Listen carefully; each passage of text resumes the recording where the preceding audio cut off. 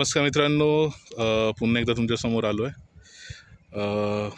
I think introduce करायची गरज नाही. माझे नेम इज प्रवीण सस्ते. काल संध्याकाळी आम्ही आमच्या गावाला आलो आहेत. चुलत बहिणीचं लग्न होतं. So can't give any kind of excuse. Fortunately Sunday पण होतं. सो जेव्हाही असं अपॉर्च्युनिटी येते तेव्हा मी सोडत नाही गावाला एखादी चक्कर मारायला, राईट. सो आज मी तुम्हाला घेऊन आलो आहे आमच्या गावाला. माझ्या गावाचं नाव आहे टाकेवाडी, जिल्हा सातारा, तालुका माण. सो प्लीज बेअर मी. असा अवतार माझा आहे, कारण की शेतात काम करायचं म्हटल्यावरती अवतार वगैरे बघायला लागत नाही. सो मी तुम्हाला व्ह्यू दाखवतो आमच्या शेताचा. एक सेकंड. सो हे आमचं शेत आहे. बाजूला सगळे डोंगर आहेत. सो टोटल 5-5.5 एकरचं क्षेत्र असेल. सो हा एक तुकडा आहे. आम्ही कांद्याचा बुडका लावण्यासाठी ठेवलेला. बुडका म्हणजे रोपं. सो ते प्रॉब्ली नेक्स्ट वीकमध्ये माझे वडील लावतील. त्याच्यानंतर खालती एक पट्टी आहे. सो जसं मी तुम्हाला सांगितलं की ऑलमोस्ट 5-5.5 एकरातला 4 एकरच्या आसपास आम्ही या सीझनमध्ये वाटाणाच लावतो. सो हे मला वाटते एक 3-4 हफ्त्यापूर्वी लावलं होतं. वाटाण्याच्या बिया लावल्या होत्या. आय मीन वाटाणं लावले होते. सो हे असे थोडेसे उगवून आलेले आहेत. आता तुम्हाला अजून पुढचं रान दाखवतो. चालू ठेवा. कदाचित व्हिडिओ थोडा मोठा होईल,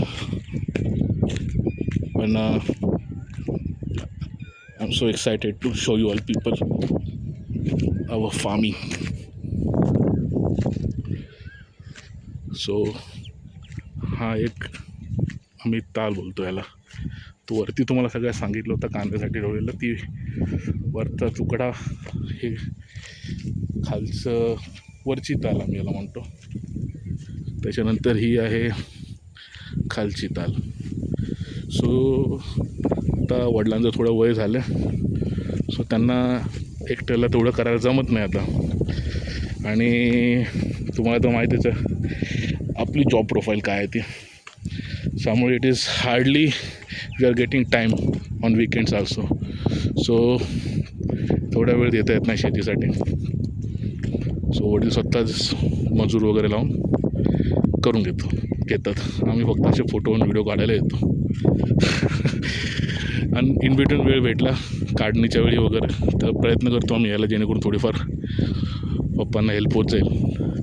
सो आत्ता जस्ट आम्ही इथे पाणी दिलं आहे. ह्या वर्षी आम्ही ह्या प्रकारची ड्रिपिंग सिस्टम जी आहे ती लावून घेतलेली आहे. सो ह्याला काय म्हणतात तुम्हीच सांगा कमेंट्समध्ये. तुषार शॉवर ड्रिपिंग सिस्टम असं म्हणतात त्याला. If I am not wrong, please correct मी.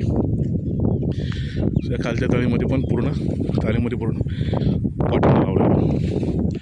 माझा एक दुसरा व्हिडिओ आहे. त्या व्हिडिओमध्ये मी दाखवेन की आम्ही कसं हे पाणी वगैरे देतो. तर शेवटचा टप्पा राहिला आहे पाण्याचा.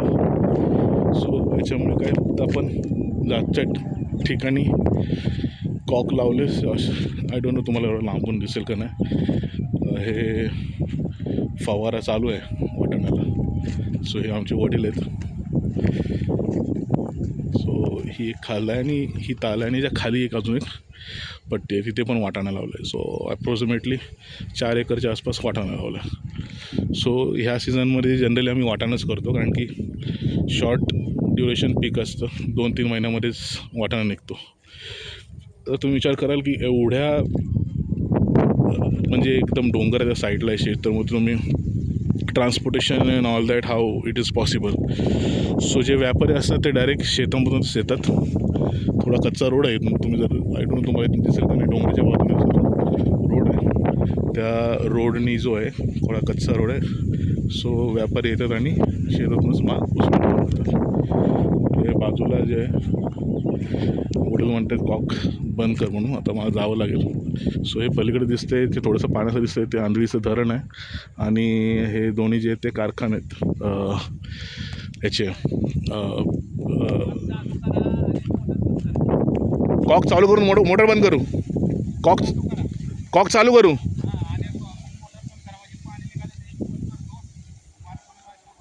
हां ठीक आहे चालेल.